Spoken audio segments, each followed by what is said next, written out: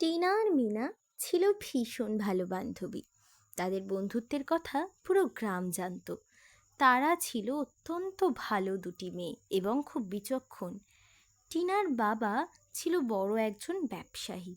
তিনি সারাক্ষণ তার ব্যবসা নিয়েই চিন্তা করতেন। এমনই একদিন সকালবেলা তিনি তার ব্যবসা নিয়ে চিন্তা করেছিলেন। এমন সময় একজনের পায়ের আওয়াজ তিনি শুনতে পেলেন। তারপরে দেখলেন তার দিকে এগিয়ে আসছে একজন এবং বলল, শুনুন, আপনি অনেক বড় ব্যবসায়ী আমি শুনেছি। এখানে থেকে সময় নষ্ট করবেন না, শহরে চলুন, আমি আপনাকে আরও বড় ব্যবসা দেব। এবং এই সিদ্ধান্ত নিয়ে তিনি সেখান থেকে চলে গেলেন এবং সে আগন্তুকও চলে গেল।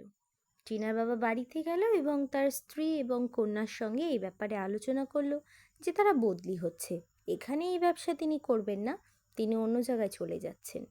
তা শুনে টিনার মা বেশ উদাসীনভাবেই সেখান থেকে চলে গেল। টিনাও সেই সময় কিছু বলল না, কিন্তু সে ঠিকই করে রেখেছিল পরে বলবে। সে তার বাবাকে ডাকলো এবং বলল, বাবা শোনো, একজন অপরিচিত লোকের জন্য আমরা এত ভালো ব্যবসা এখান থেকে ছেড়ে অন্য জায়গায় চলে যাব?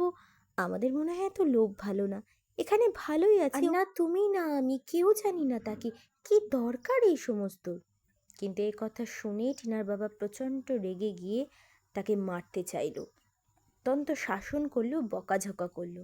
টিনার মনে মনে কান্না পেল এবং সে দৌড়ে গিয়ে ছুটতে গেল তার বান্ধবীর কাছে এবং পড়েই গেল সে।